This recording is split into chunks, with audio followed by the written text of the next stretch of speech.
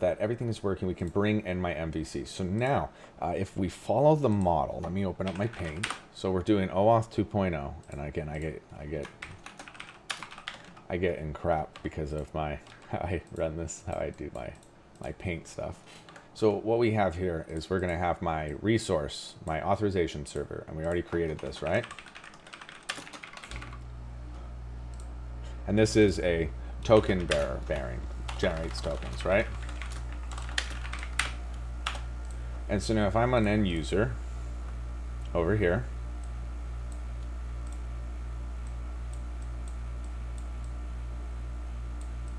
okay, when I go and I hit my app here, actually let's move this over so I have some space. So this is called my web app. Now what I need to do is it goes, okay, time to log in. So what it's going to do is it's going to send you over to my authorization server, and it's going to open up a browser, and then it's going to send back over here on this side what we call a authentication code. Okay? And so then down here, my web app is going to then hit my, what we call my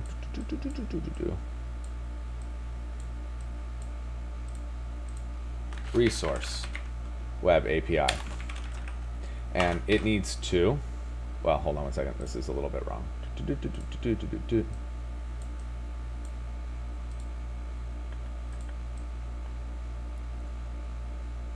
And so if we call this thing my web app, we'll call this PHS.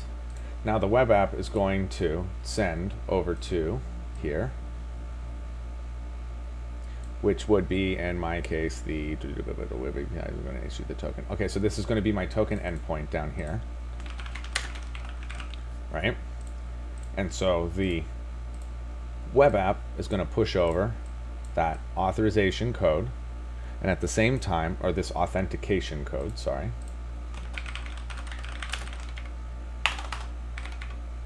And at the same time, this authorization server is going to send over that authentication token.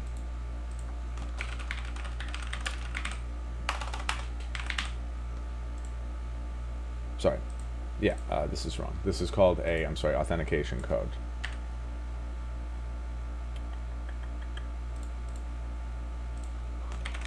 Assuming that those two match, then if those two match, then what happens is we're going to issue back to the client a token.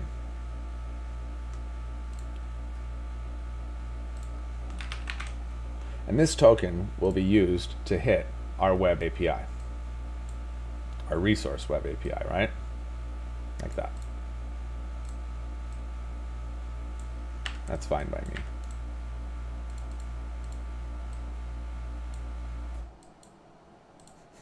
Well, let's just stay consistent with my terrible drawing skills. Okay, so this is the flow that we're going to go. And the reason for this is that then this user is only ever pushing their credentials here. You never have to input your credentials on this site. So in our case, this authorization server could be my internal Pixel Horror Studios server. This could also be my external authorization server like Google or Facebook. So that way you don't necessarily have to register with my site. And then at that point, once you've authenticated, then PHS web app will retrieve a token on your behalf. And then if in fact it retrieves a token, it'll register you onto the site and then issue its own token to hit its own resource, web API resource server. So this is what we're setting up. This is called code authorization flow for this right here, right? This guy here. Or authorization code flow, right? And then this one, because this authorization server for my internal and this token endpoint, you could do two. You could do client credentials, which I don't like, or we could do resource owner client credentials. And this is what we will be doing, which means that I'll be passing a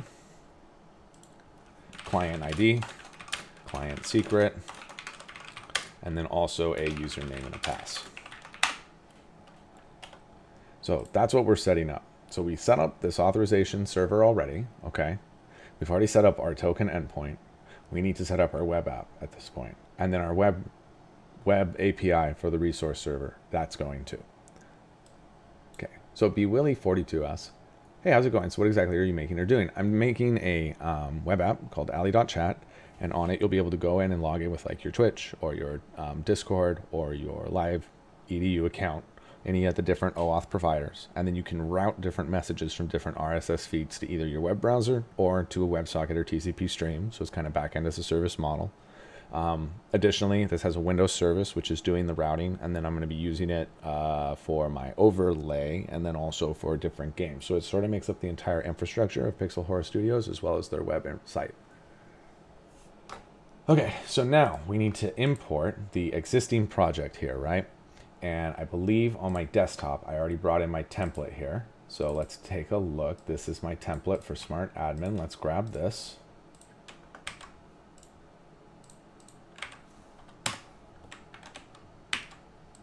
Can also delete this already.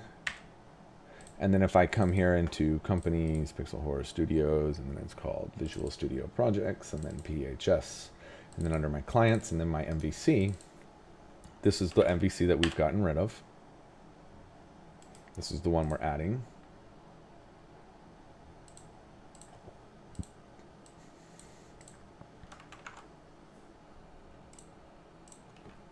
Let me grab this. Waiting for it.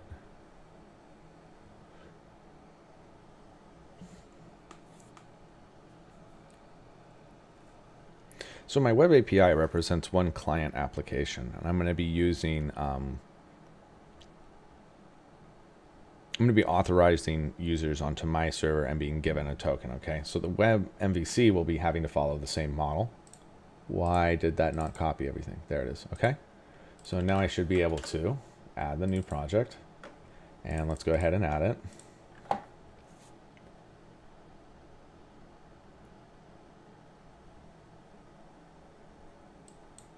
We're not using local DB. Okay, so this is the SmartAdmin template that we're going to be using, and we have to do the same thing that we did before. So we're going to say phs.mvc for my assembly name, and also for my default namespace. 4.52 is perfect. My assembly information looks good. Let's close that. If I want to change the name here, I want to go ahead and look at my namespace change.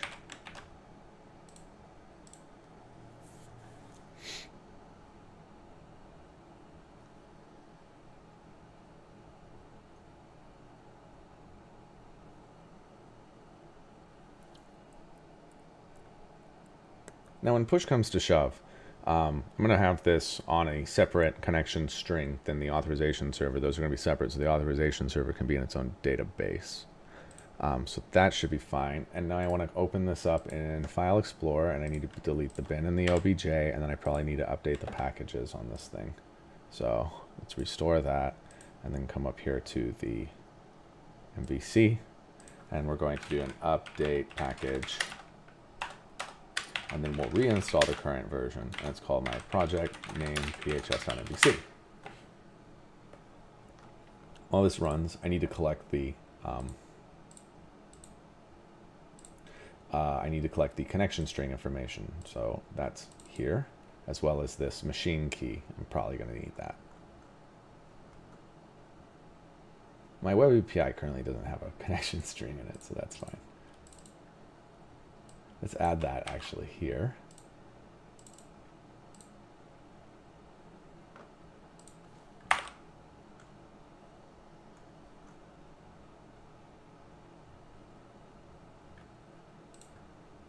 Hey. Good morning, Dastard. This is actually the next day since the last time I was streaming. Things are coming along nicely. I got the data models completed. Today I got the resource server separated out. So we're going to get the MVC hooked up. We'll get a form set up so that you can register. And also we'll register it on the MVC, on the resource server. And then But you'll see. Sorry.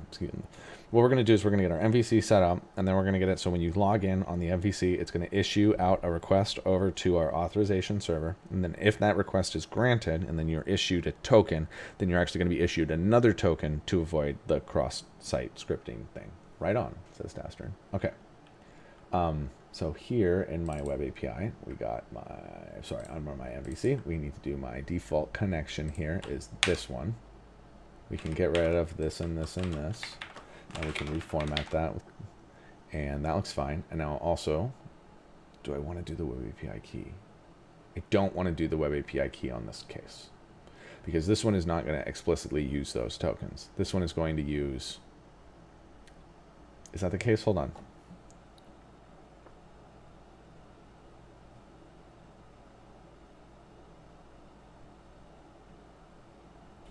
No, let's go ahead and use the,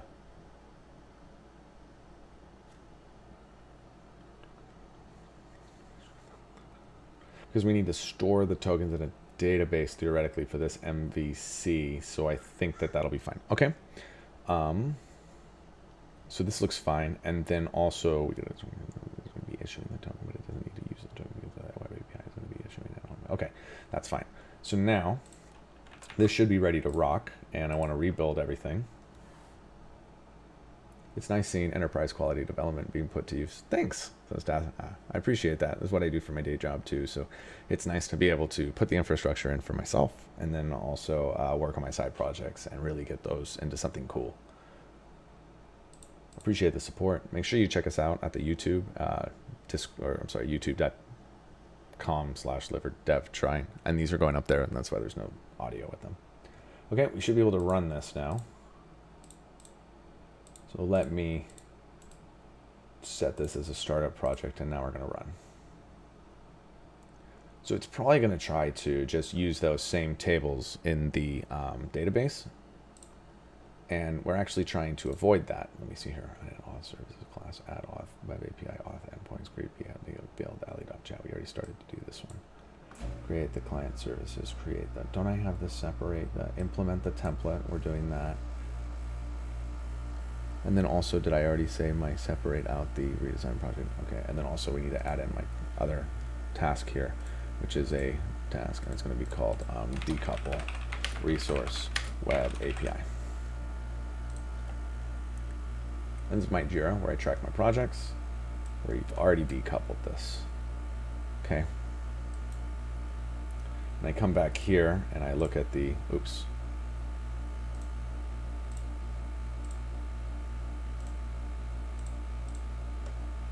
Here, you can see that it's already loaded in my default. This is the SmartAdmin template. It comes with some really nice things. JavaScript validation. We can actually pull this up here. Why is this so ugly?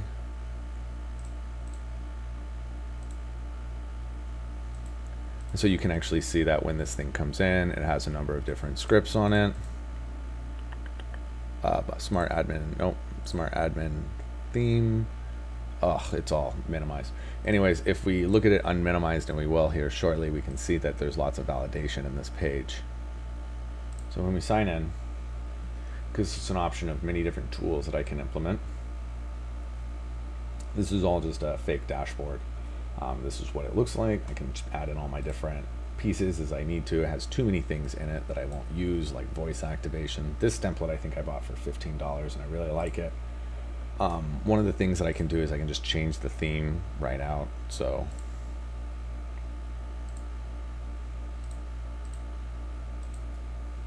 kind of like that one, right? But you probably want this one. But I kind of like this one. Let's start here. Oh, and it looks like I have a material designer in here as well, but we'll just be really simple. That's fine. Okay. And I believe that that'll save. And then we can come and look at our forms here. So if I look at my elements, you can see that it gives me a little bit of a template here if I wanted to use a responsive grid system, this really cool widget system, which is why my favorite little thing, which we'll be implementing. And I think that those are under, no, these are just template forms, smart form validation, don't care, form plugins. Ooh, this is new. sliders. That's cool. jQuery slider and already done for me. Image cropping, Bootstrap editors. Don't care about that. Bootstrap from elements, smart form layouts. I think this is the one that we wanted. It shows me in here how to do something with widgets, which is what I want to. Oh, widgets. Here we go. So these widgets are really cool, and this is, we're going to be implementing these. I know some people who do like T4 templates to generate these things. We could definitely just do this manually. It's not that hard. We'll just have to see. So this is running on my local right now, but its authorization, when it logged me in, that was all through, it's hitting the default database. And what I mean by that is if you look here at my user manager class, it's creating a new user store and a new instance. And then they're creating a new one here to allow custom validation, and then they are seeding the database. So this is all happening through our authorization server, right? So what I think we need to do is create services that are going to hit the web API. So let's go ahead and do that. If I come back down here into my business logic layer, I'm sorry, it's under my module, under Auth, I have something here called service, and I haven't built anything into there. I have those web API servers. Web API service represents the server side data access layer, and my MVC will never be hitting the protected resources of Pixel Horror Studios, hitting the database directly. It will be doing everything through a web API. So we need to create a new services class here, right? And I wonder in my core, I already have a core.service and a service base, which looks fine. And then let me go ahead and take a quick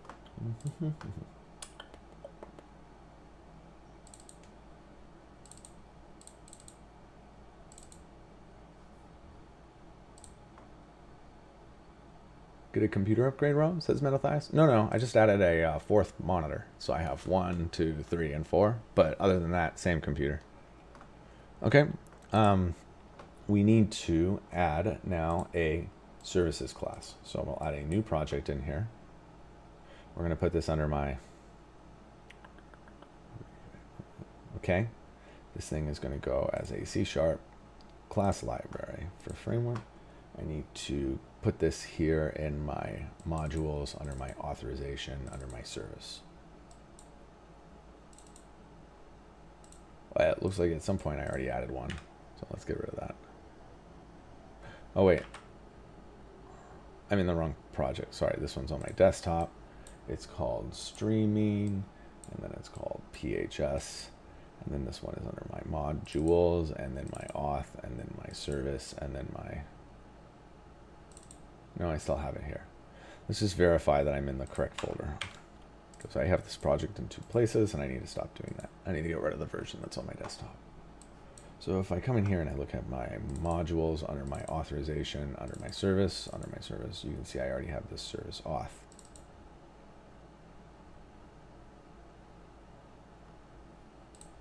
This project is currently under my...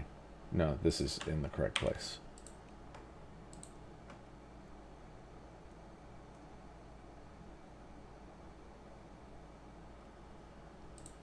So this is wrong. This service is in the wrong place. We need to add in here a new... Let's go and look at my hierarchy for a minute. We have a little bit of an issue with the hierarchy, and I'm going to close this out for just a moment. Okay. If I look at my hierarchy here under modules, under auth, you can see I have my data access layer, which has this data access layer auth. But my service for data access layer is here. So this actually goes here.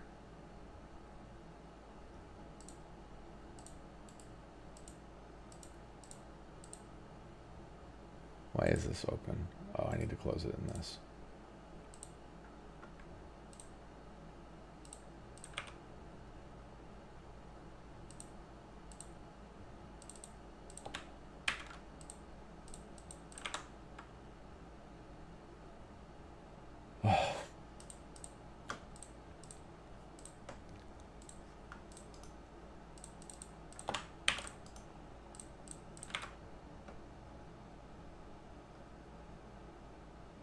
Okay, and we're going to call this my data access layer.service.auth. And then in my service, Doesn't look like that's going to work for me. There we go. And now I should be able to open up my project again. Let's reopen this thing up as an administrator.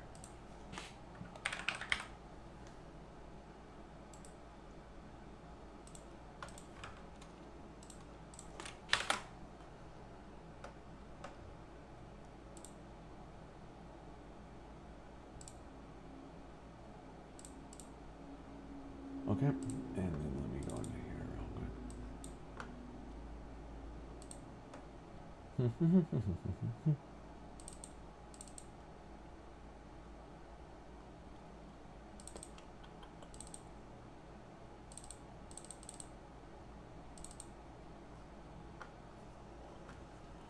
Okay, let's open this project up.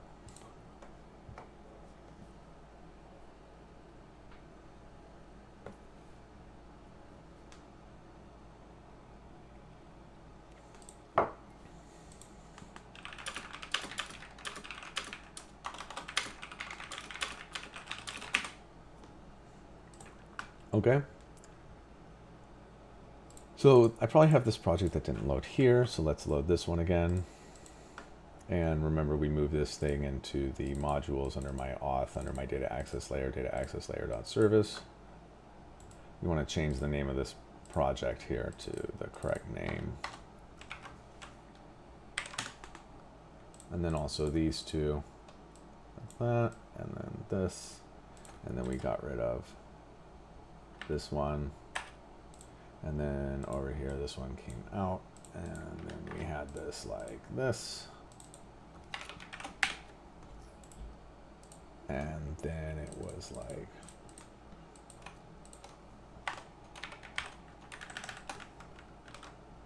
and then it was the same thing here, and then it was the same thing inside of the class.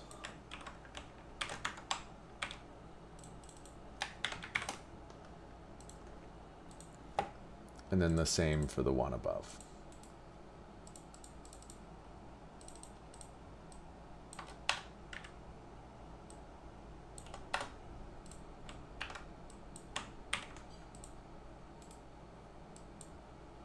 That looks right. And then we'll do this one. And that looks right. Let's build it.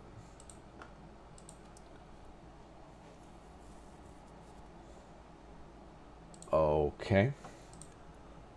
Now we need to build that services layer. So this is a HTTP services, and what we're actually going to be doing is we're going to be hitting our authorization server with it, as well as our web API. So we're probably going to need some assembly references here, but it's all being used already. It just needs to be renamed.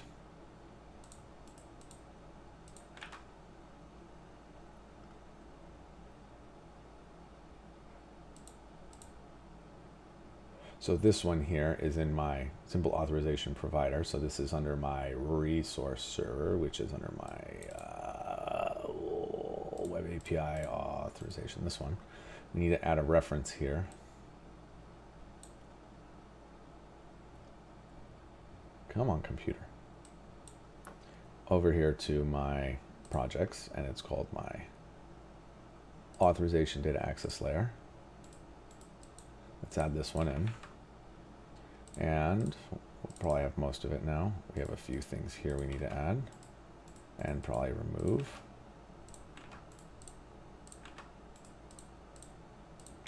There's a few more. This one has to go away. We have to add in these. And then this one.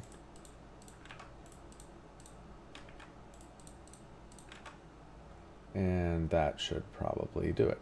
Now we can build.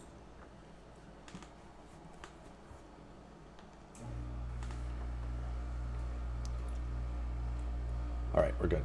So now what I want to do is I want to add that service. So we'll add a new project here.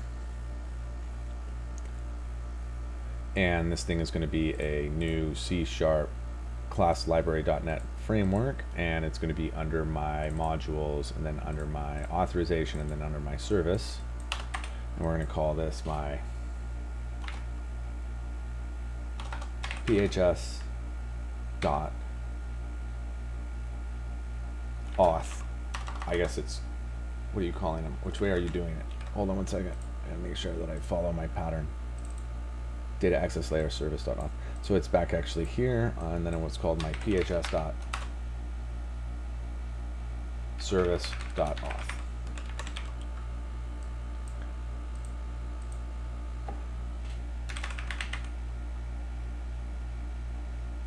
We'll call it client service, I think. I kind of like that.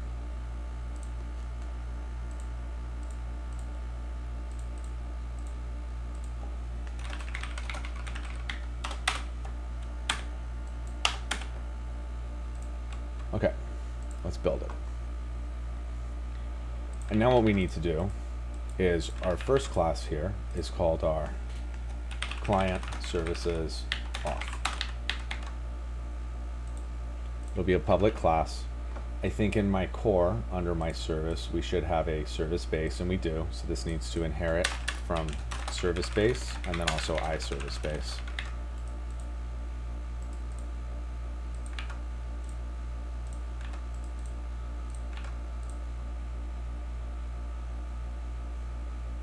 And a service base takes in a type of client services auth. Oh no, it's taken in a type of unit of work. So this is wrong. Under this service, this is actually under my data access layer, right? So it goes here, and then this is called my core dot data access layer dot service. And then this thing is called my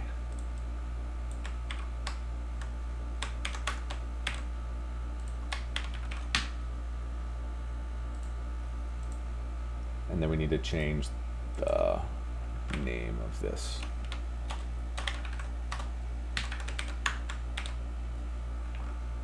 Okay, that looks pretty good. We should be able to rebuild that now. And then down here I can remove this, because over here you need to have something called a new solution folder called client services. And we're going to add a new project in here as a class library, and this one's going to go under my core, under my client services. I guess it's just with a no S, right? And then PHS core service, that's fine. We want this to be client service.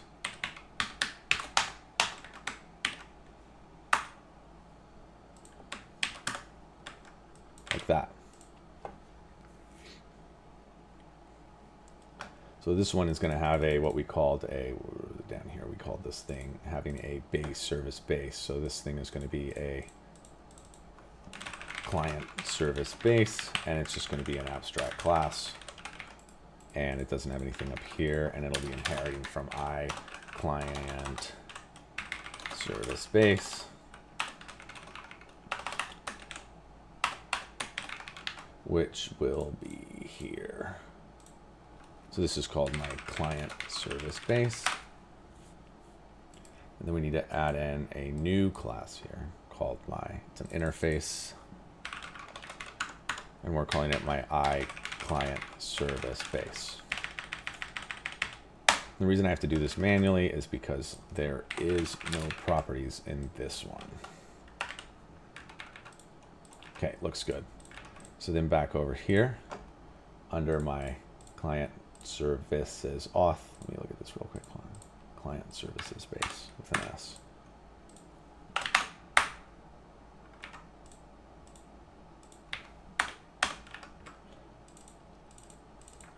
And that looks right. And this thing is going to be called a client services base.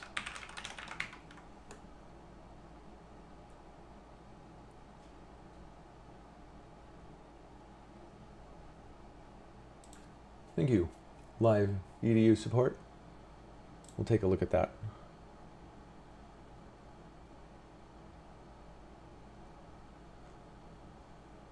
Indigo campaign.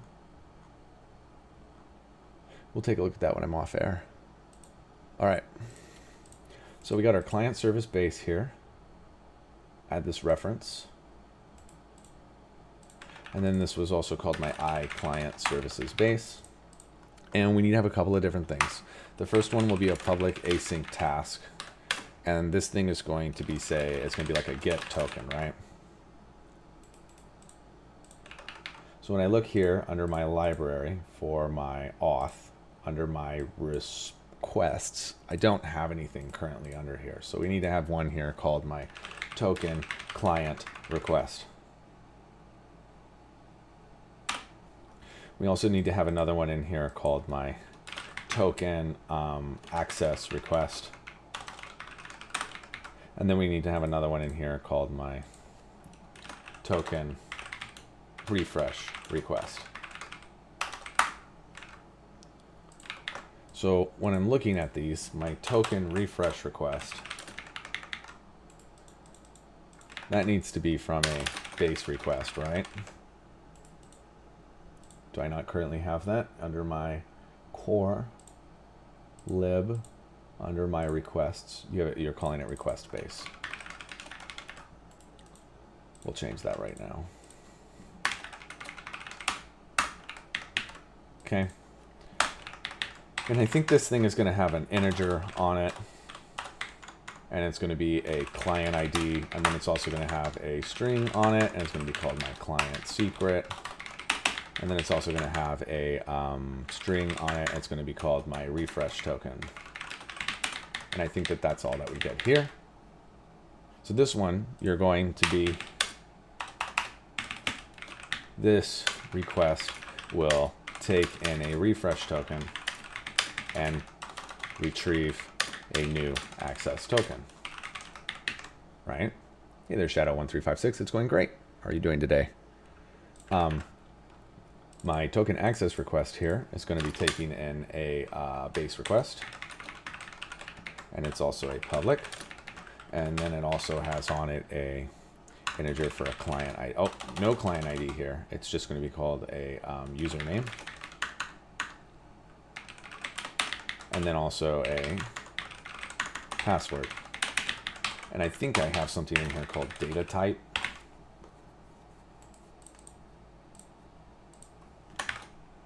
Data type dot password.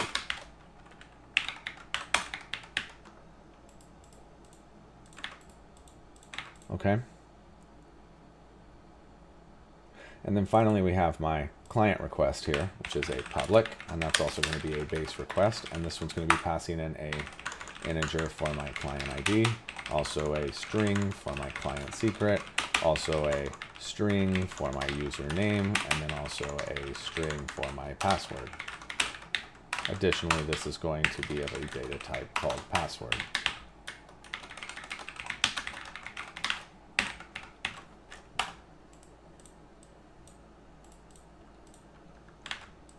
Pretty. Okay.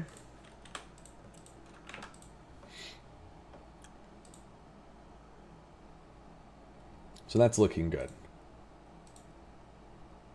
So this one here, this will take in a username and password only for a simple login for the admin account. This will be disabled when go to production. And we'll add a to-do so it shows up here in my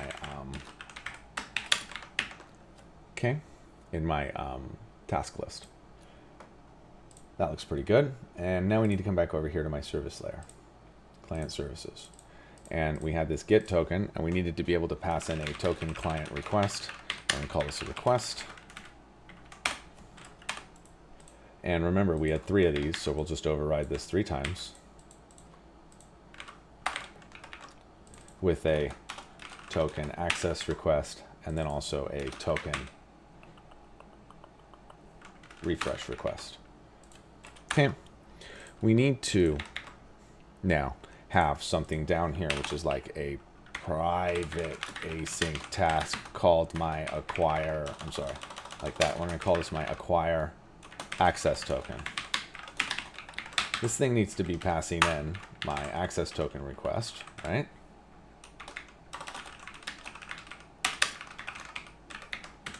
Now, when we issue a token, if you look back over here, we're using x www.form URL encoded. We're passing in a grant type, a password, and a username. So back over here, my first thing that we need is we need to have a form content, right? And that's a new form URL encoded content. Now, this is an array, right, of key value pairs.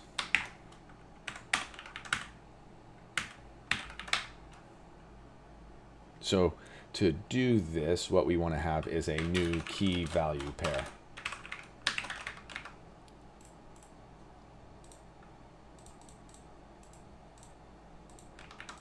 And we want this one to be two types. It's a string and string.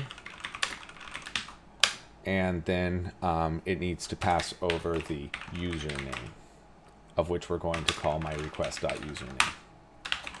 We also need to have another one. And we can just copy and paste these. And this one's going to be called a password. And then we're also going to have something called a grant type.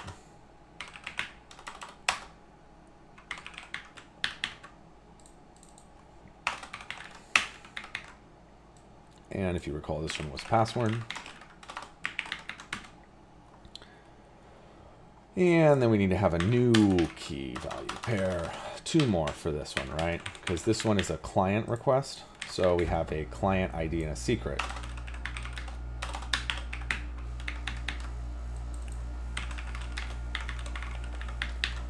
And this one is my request.client ID. And then also my request.client secret. This one is just integer, so we need to toString it. Okay, the next thing is that we need to be using one of these clients, which is a new HTTP client. We can do this because this is disposable. Now, the reason I'm not passing anything into a default constructor here is that I want this to be done with dependency injection. So that means that here, we also need to have a base, we're going to say it's my auth server URL. So now we're going to have a client.base address equals my auth server URL, right? And now what we want to do is we're ready to, what's wrong here? Oh, sorry, this is actually it's a new URI.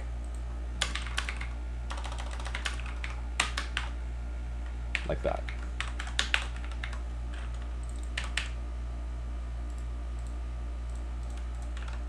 And the next one here is now we're going to have a try and a catch, right?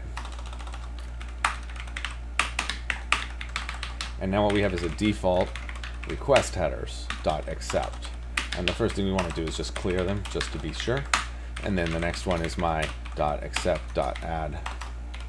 And it's my new media type with quality header value. And let's dump these and go ahead and get the correct headers here. And we want this thing to be passing this application/JSON.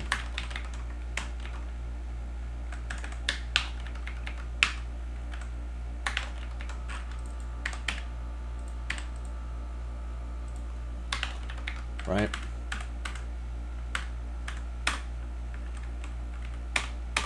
C98 person in my cringes so badly when seeing that newception. What are you talking about? C98 person in my cringe? Which one? Which newception are you talking about?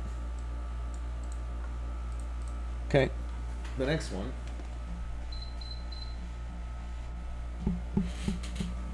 is that we need to have a var response, which is going to be equal to posting this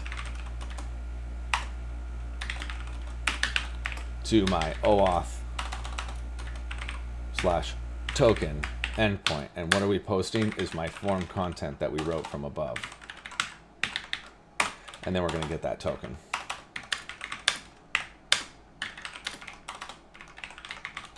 So we're going to await the content and we're going to read it as a string. and we want to pass in the type. Sorry, we don't want to do that. It's just called read as async. We'll probably need to pass in some other assembly to get that. Okay, so I currently don't var form content followed by 7 new. Oh, how do you do that when you're doing the key value pairs for form encoded content? I only do that for the tokens. Everything else after tokens, I serialize data and pass over complex objects. I'm making a RSS feeding web application that is kind of backend as a service. We'll be working with TCP and WebSocket for developers, and then also a front-end MVC for routing your messages to you. And then additionally, this will be used with different to kind of run the whole back end of my company, Pixel Horror Studios. It also has the web API associated with it. So we have all the different pieces that we're putting into place. So currently, I can't find read as async. So let's find out what that is.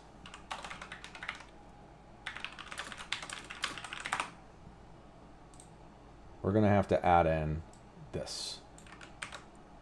So let's go ahead and do that here into my package manager console. This is called my client services auth.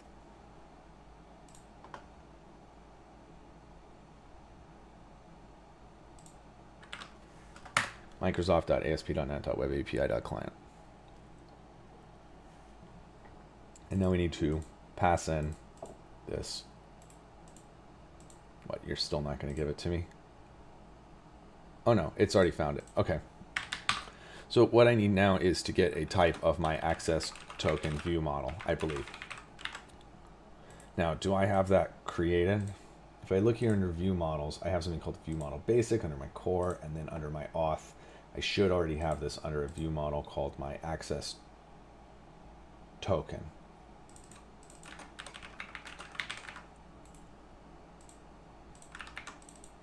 And I do.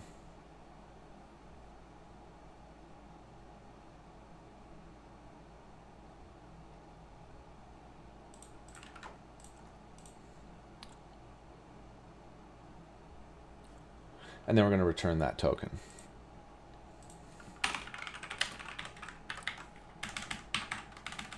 This thing needs to be returning this type of my access token.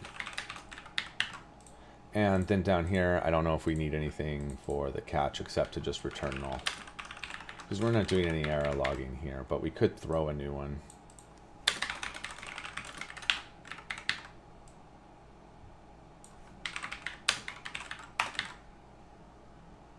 Okay. And so now this will get my access token. I wonder why I don't have this all here in my...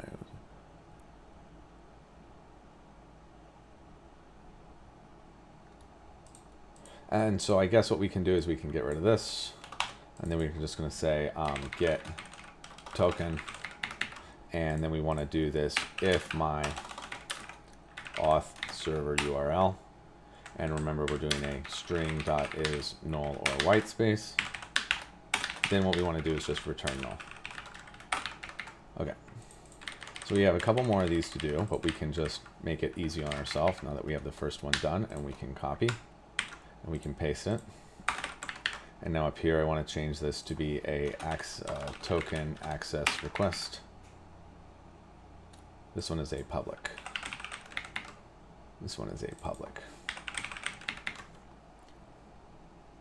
And so for a token access request, excuse me, we're only going to have these two.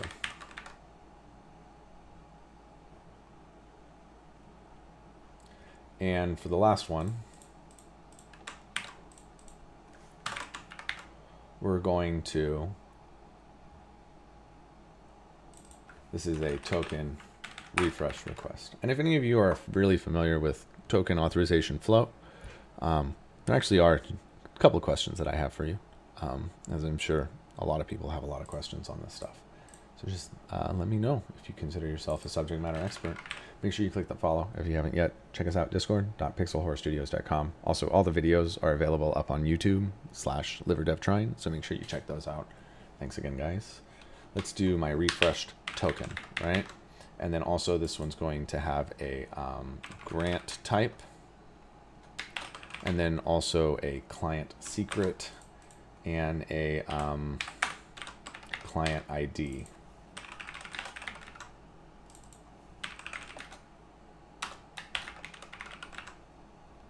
Okay. This one is going to be a, hey there, Leon Dada. Thank you for that follow. Appreciate that. If you have any questions, please put them in the channel. Got a really active and supportive community. Thank you for being a part. Client secret. And now this one we want to be my refresh token. And this one we want to be a refresh token. Now you made a mistake up here. This is a grant type password. That's fine. Then we need to create the new auth server URL, post it, and then we're going to get the token. So one thing I want to change here is if my string dot is null or white space token dot access token.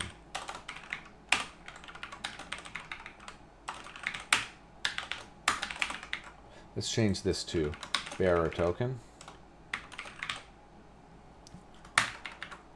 Then what we're going to do is we're going to return the token. Otherwise, we're going to return null. Let's go ahead and pass this stuff up here.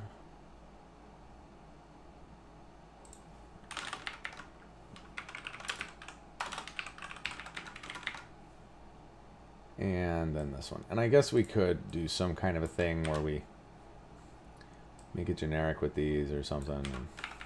But it doesn't matter because those three are it. And then everything else we're going to just kind of code in. So the idea behind this client services auth is that any client application that you want to make, you're going to register it on the web API on the website, right? You'll be issued a client ID and a secret. The secret you can only reset. You can never retrieve the same one, so you can't lose it. And then from that, you can download this CLR DLL if you want it, and you'll be able just to use these directly into your application, and you wouldn't have to write any code. Additionally, I think you can auto-generate these using Swagger. So we do need to put Swagger on our web API. We'll do all that in a few minutes. So that should go ahead and get all of my different tokens here. And then probably at some point, we're going to want to do something where we get an account or something like that. But let's start here. Okay. So now we need to extract the interface, which is also going to be coming from an iBase client services.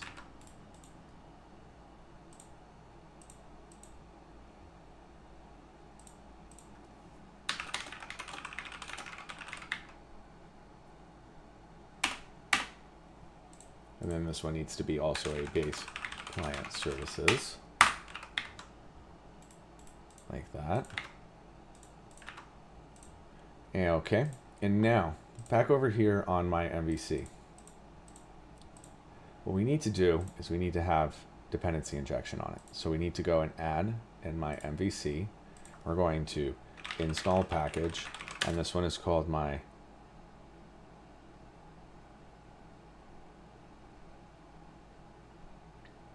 unity.mvc4.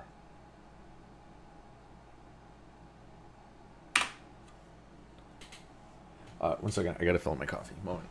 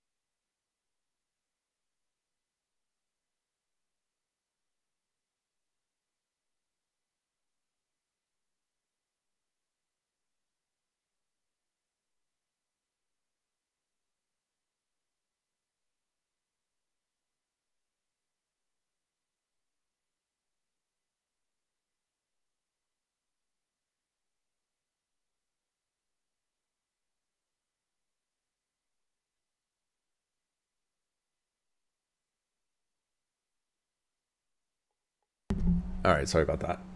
Okay, so now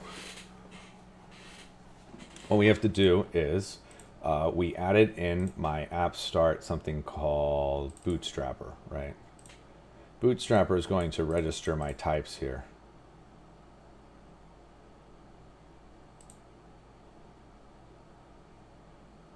I wonder why it's doing this. That's fascinating. But the type that we need to register right now is we need to register, for example, well, what we're working with is that we have to do a container.register type, right? And we would need to register our iClient services. And we wanted to call that like a client services, right? Auth.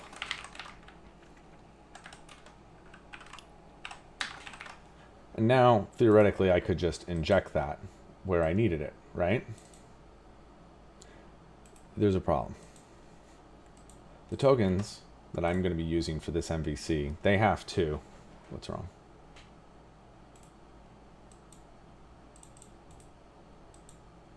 I have to add another reference. So what I need to have in here is a business logic layer for these tokens that is going to automatically refresh the tokens every so often. And that's not something that's going to be available to every client services. So we're going to make a new folder in here, and we're going to call this my DLL. And now we're going to add, oops, and we can add a new project. We're going to add a new framework project here into my modules under my Auth, under my BLL. And we're going to call this my phs.bll.auth. And now in this, we want to add in we're going to call this my BLL auth. Up in my client services, we need, or in my core, we need to make sure that we have a new project in here called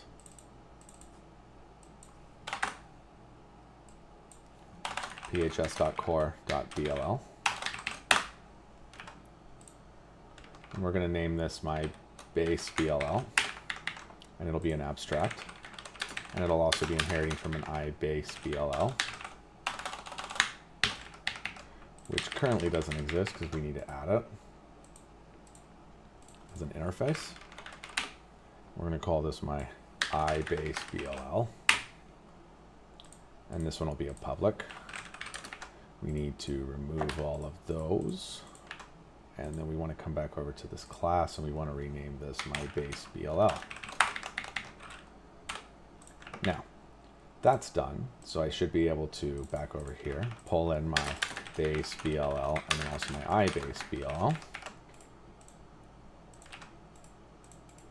We'll remove these. And now, we want to have something in here, which is a...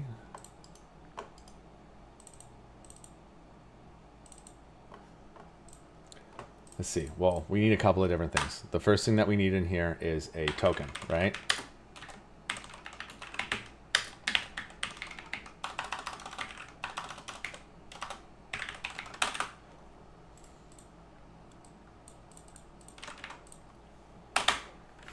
So the first thing I think, well, we need to have for in dependency injection, we just want to do a BLL auth, right?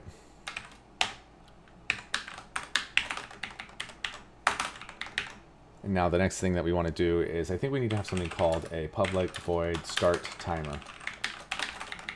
So up here, you need to have something called a protected timer. We're going to use system timers, so that way it stays in sync with the system. We're not running full asynchronous, having to do locks. So in here, what we want to do is we're going to pass in a couple of different pieces. We definitely up here are going to have one of these protected client services auth.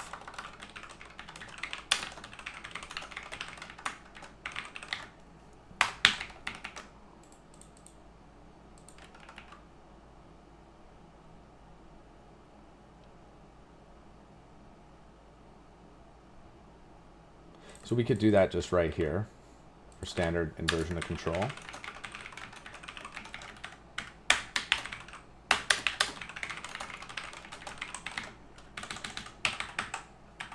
And then also, we're probably going to need to have something else in here, right? Which is going to be a credentials view model or something like that. So for credentials on this one, we don't need this really to be exposed. So we could just do like a internal class. And we're going to call this my credentials. And actually, this can be a struct to save some time or some resources. And what are we going to have in this struct is we're going to have a integer for my client ID. We're going to have a string for my client secret. We're going to have a string for my access token, or for my username, right? And then also you're going to have a string for my password. This seems already like you have this, so we could get rid of this and we could just call this a protected token client request. I won't call this credentials.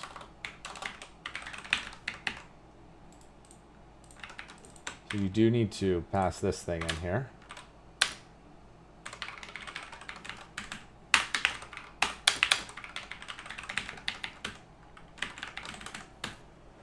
And now we probably want to have something in here to start the timer, but I probably could just go timer equals new timer, and then we want to pass in a interval of how often we want to check this, and so we'll say every 30 seconds, and I don't care if that's a static. And then we want to do a interval. No, it's called an elapsed. It's on timer tick, and then you want to do a timer.start time. And you'll also probably want to have something in here called public. Well, we could probably do it like this, where we make this thing disposable. And then down here, we're going to have a public virtual dispose. And now we want to do if my timer is not equal to null, you want to do a timer dot stop, timer dot dispose, timer equals null. Okay, so that'll kill the timer when we're all said and done. And then also we need to unsubscribe the event, like that. SVN master race. I have the feeling when GitHub is down and you're in a hurry to push a fix for an application, I hope you have a local copy. You're not working on the remote branch. I don't use SVN myself. And now we want to start my timer. We did that, and we probably want to have something up here called a protected bool is timer running is online events running.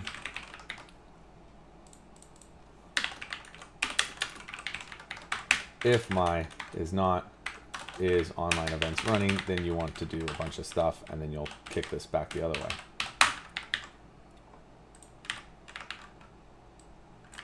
Like that.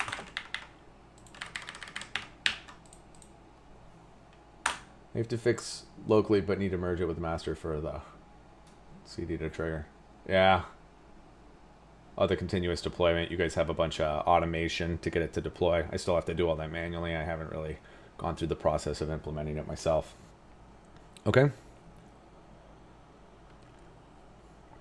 So what we need now is we need to have something on this timer tick, which is that we're going to say that this is running, and now at the very end, this is not running. Now, one of the things that we need in here is we're definitely going to have a protected virtual async task called get token. That's going to be a credentials equals a, and what do we want to do here? Well, I think we could just do a var token equals, and then it's going to be a services client services auth.get token, and we can just pass in our credentials. Now, this is an await, So this means that this is a task.run. And it'll be a new action.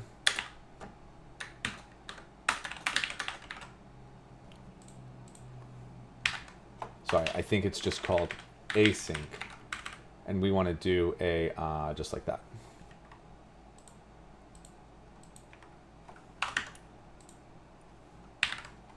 And this will now start an asynchronous task.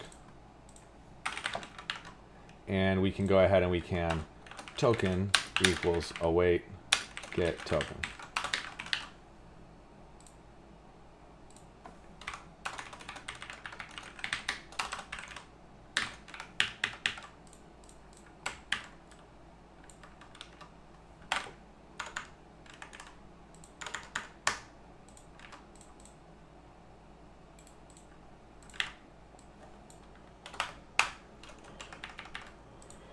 And now, I guess you want to do a try and a catch on this, right?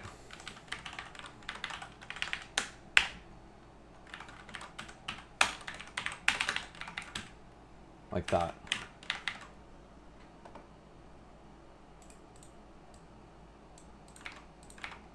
I have to fix it local. Oh yeah, all right. Okay. We also need to pass in our URL. So that's going to be here in my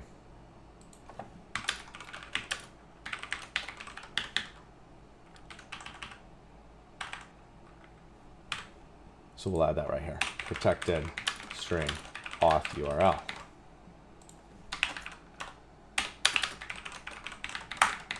Also, I think that down here you could probably do a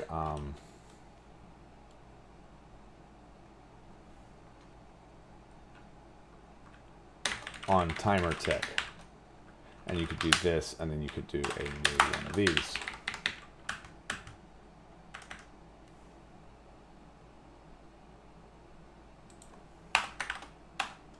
Well, let's just save some resources, and we'll just do this as a null. Okay. So now this one is going to be a auth URL. Now you need to have a check, right? Which is that a private virtual. We could do this as a protected virtual.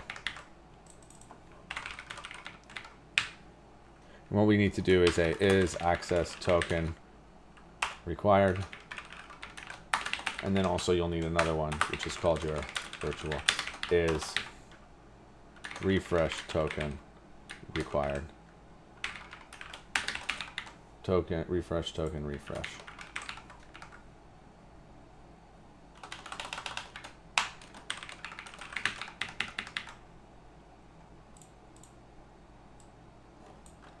Is token client required, is token refresh required. Okay. And so now, oops, what you want to do down here is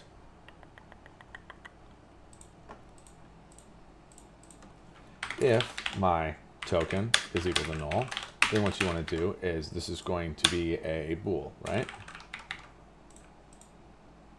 Return true.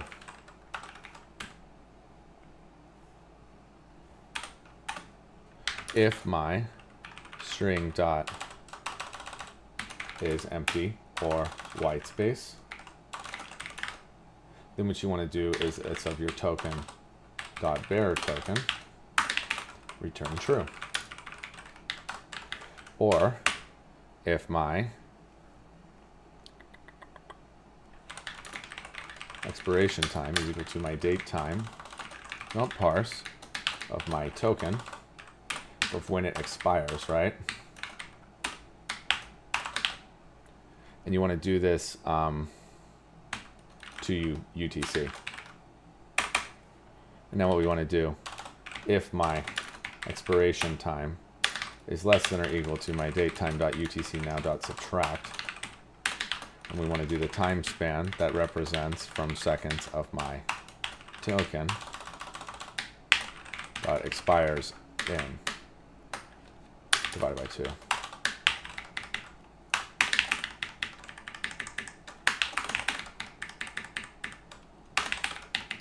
Okay, and if all that is the case, then also you want to return true, and otherwise you want to return false.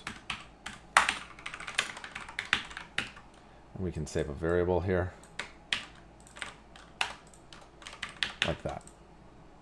Okay. Down here, we have to have another one of these for my token refresh request. So if my token does not equal to null, otherwise we're going to do this as a bool. We're going to return false. So now here, if my it's not a is null or white space token.access token, so I guess that's a bare token. If in fact there is something, we want to get my expiration time again, which is my if my date time dot parse of my token dot expires.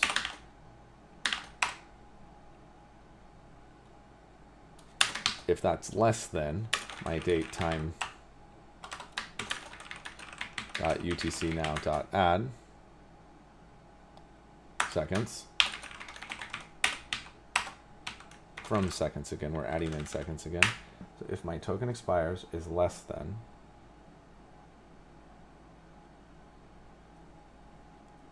the token expiration dot expires in divided by 2. So what you're saying here is that if your token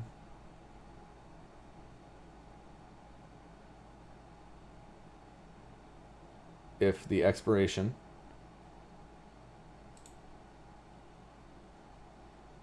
is less than the current time,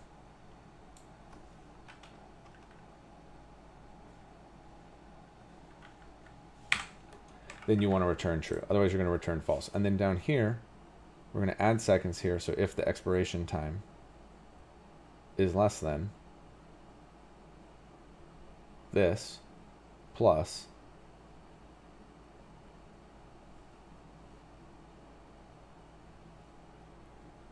this is, I'm sorry, from seconds.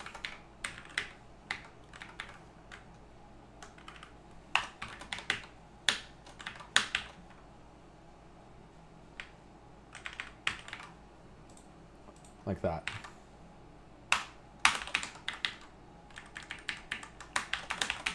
Then what you want to do is you want to return true.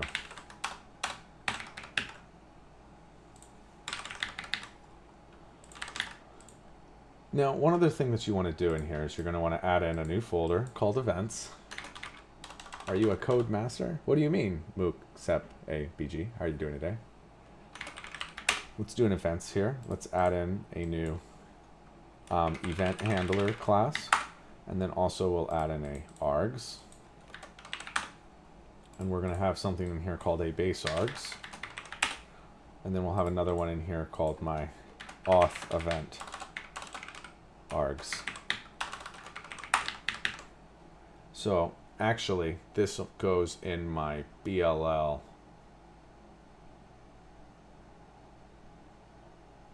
here. So we need to add in this stuff here. So that means this event handlers is a public. There's no class actually in this, is there?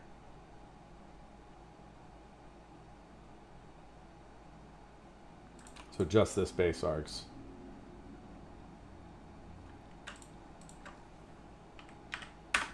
Okay, so this thing is going to be in my core.bll.events. And it will be inheriting from base event args.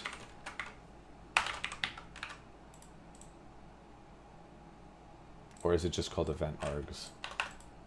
Yeah, it's just called event args. So that means that this should have a really nothing on it. So we should add in a GUID here for my ID. And we want to call this my JSON property. And we'll call this a property name. Like that. We need to add into this a new manage NuGet packages, and we want to add in my NuGet, I'm sorry, Newton JSON.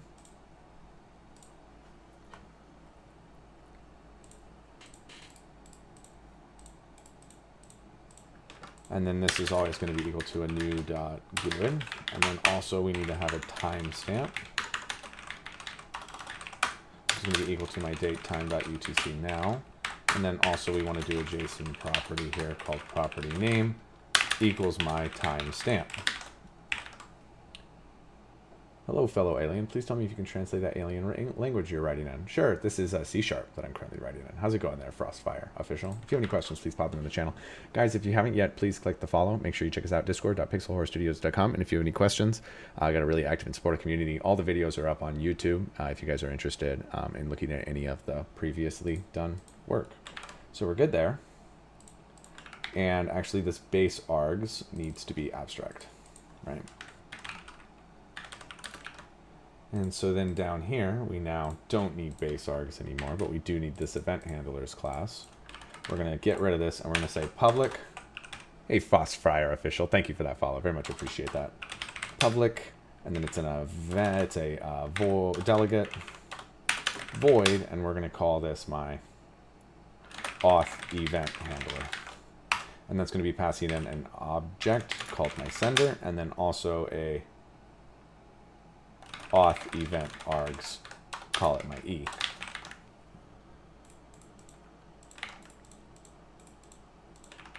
So auth event args are going to be there's going to be a public enum here called auth event args type. And so there's going to be a client token, an access token, and a refresh token, and then also a fail. So this one is going to be a prop auth event args type. And then also we need to have a access token.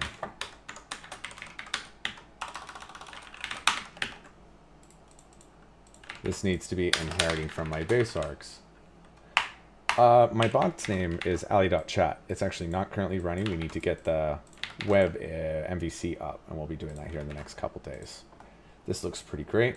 Now this goes away, and this business logic layer has a new folder in here called enums. We'll add in a new class here called enums, and we get rid of the class and just add it in. Okay.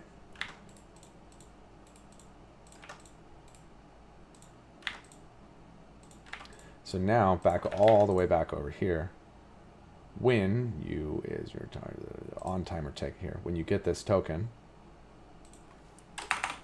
if my token does not equal to null, if my it's not string dot is empty null or white space of my token dot bearer token, then what you want to do is you want to do my if my, and now we need to have the new event, which is a private. Yeah, because the events don't work like that. Event, and now it's called my auth event handler.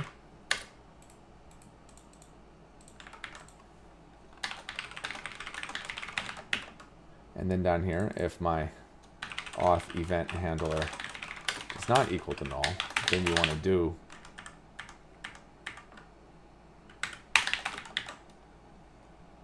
boy.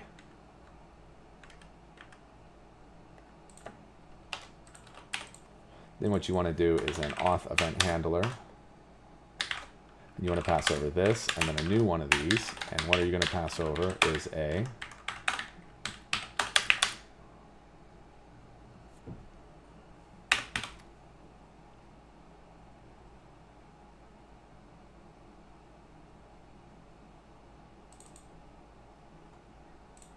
so here what you have to do is if is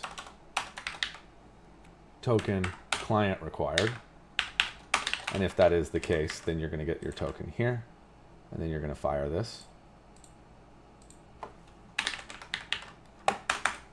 If my is token refresh required,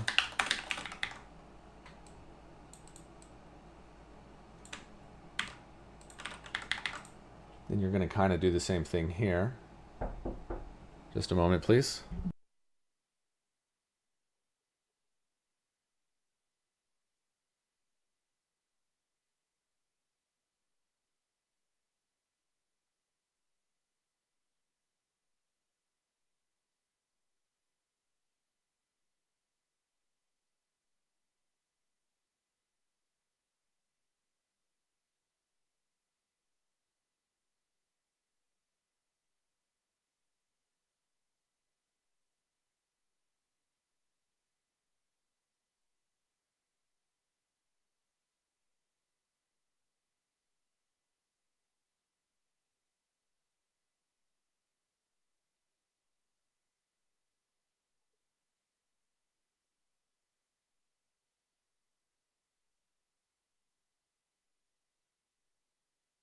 Sorry about that, Moosep ABG. I have a really fast question. Can you tell me a good book for ASP.NET MVC? I don't use books. I use the online references. Bob Tabber is an amazing reference, so make sure you check him out. JavaScript can burn in a fiery pit. Stick with C# here. I use JavaScript a little bit. I try to do as much as I can in C#, and then I just use JavaScript to fill the gaps on the front end. So now if the refresh token is required, then here, what you need to do is a new token access refresh required.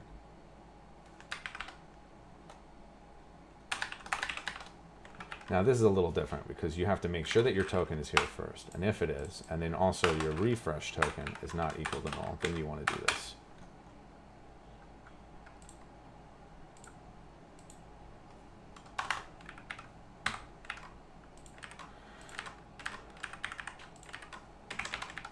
Okay, so then you're going to get this new refresh token, and what it is your client secret is equal to your, and you called it your credentials.clientID. Your client secret is equal to your credentials.client secret, and then finally your refresh token. Hey there, Spitty. Aye. How are you doing today? And your refresh token is equal to your, sorry, it's going to be equal to your token.refresh token.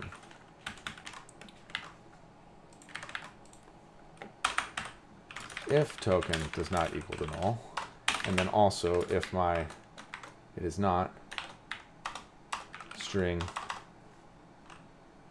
dot is null or f white space of my token dot bearer token, then what you want to do is you want to fire this event, and this one is going to be a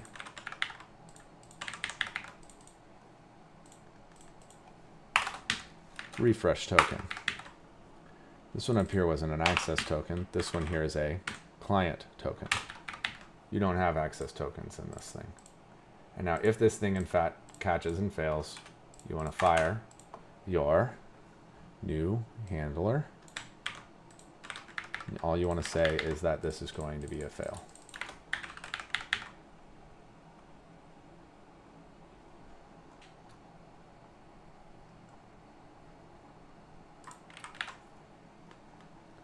Let's see if that builds.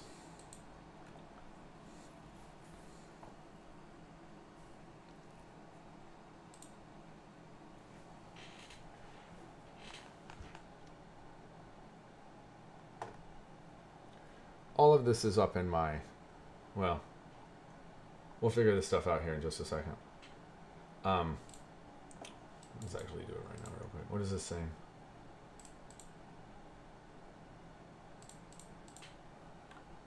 It says service base can't be found because all of this changed. Just a second here.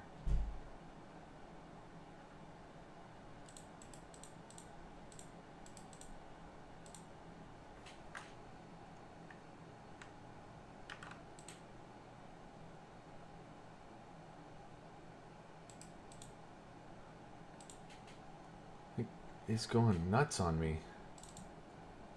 What's the problem here? Service auth, data access layer dot service auth.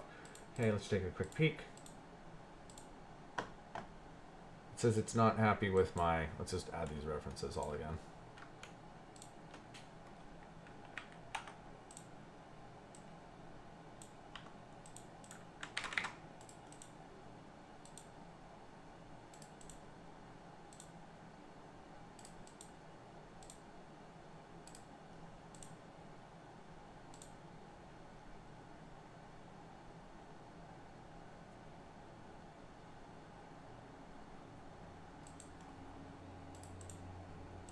It really doesn't like my, oh, because this is called base service, if I recall, right?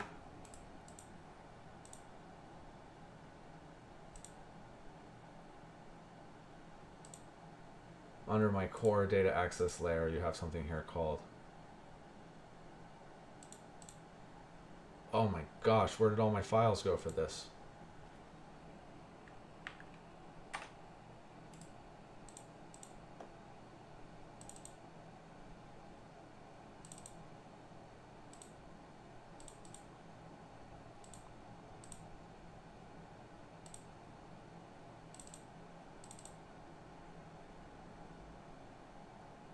What the fuck? Pardon me.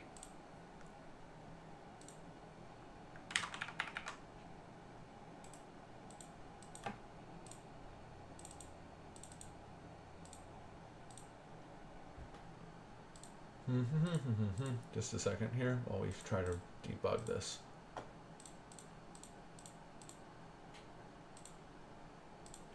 Just another second.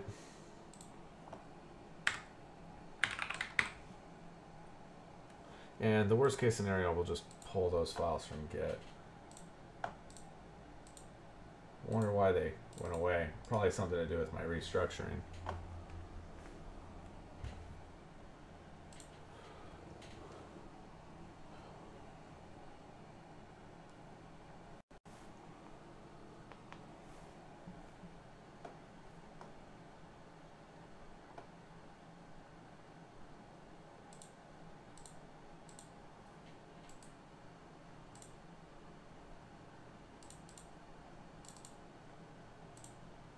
Just a second. So now it says my iService base is missing, so let me re-add that in. Hey there, host man. How are you doing today? All right, guys. Well, unfortunately, I'm out of time for today, but I will be back tomorrow at 5 a.m. We'll get this thing fixed. Our data access layer is done. Our client services are done. We're ready for dependency injection into the controller for logins on the MVC. We successfully imported that, and we separated our resource web API. I don't think that that's too bad for 2 hours. So if you haven't yet, please click the follow. Make sure you check us out, discord.pixelhorrorstudios.com. If you want to see any of the legacy videos, make sure you check them out at YouTube, LiverDev Trying at YouTube. And I will see you tomorrow, guys. Have a good night.